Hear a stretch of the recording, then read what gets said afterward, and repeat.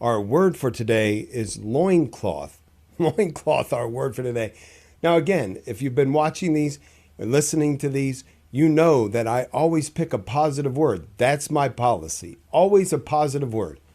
How in the world can the word loincloth be a positive word?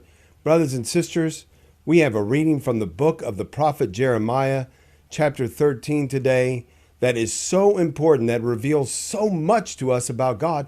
And it is, in fact, about loincloths.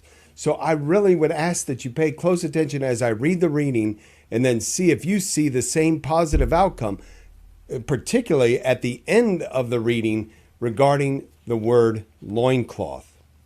The Lord said to me, to the prophet Jeremiah, "Go buy yourself a linen loincloth.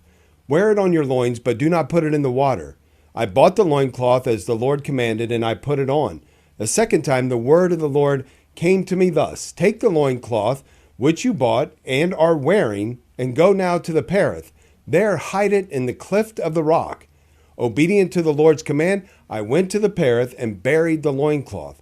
After a long interval, the Lord said to me, "Go now to the Perith and fetch the loincloth which I told you to hide there." Again I went to the Perith, sought out and took the loincloth from the place where I had hid it.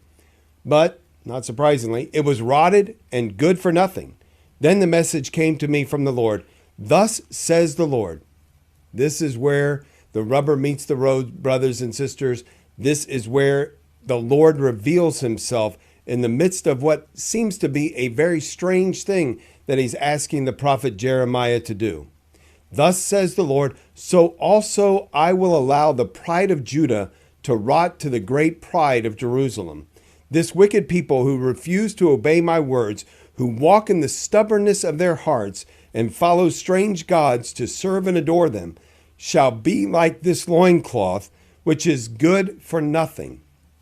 Their pride, their arrogance shall be like the rotted loincloth, which is good for nothing." Again, where is the positiveness of this loincloth? Still not there. This is where it comes out. "For as close as the loincloth clings to a man's loins, so had I made the entire house of Israel and the whole house of Judah cling to me, says the Lord, to be my people, my renown, my praise, and my beauty.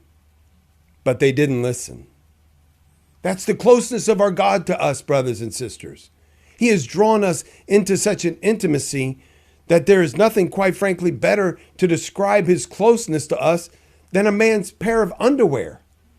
Now, that may seem frank and a little absurd, and it might seem a little too colorful for what we're talking about here, but it is completely descriptive of the intimacy that God has called us into, his closeness to us. Now, what happened to that loincloth with the prophet Jeremiah was it rotted, but God said, "That's not my plan. My plan is to cling closely to you, that I might be a protective shield for you, that I might be a modest separation for you from the rest of the world, that I might be there to remind you that you are always covered by me, that I am there for you in every single circumstance. There is nothing too high for me, and there is nothing too low for me. I am with you in the midst of the struggle. All I ask you to do is to put your trust in me, set your pride aside, know that I am the one who is about this good work, and I can use you, I can cling to you as you go forth and do the work that I have called you to do." Loincloth, our word for today.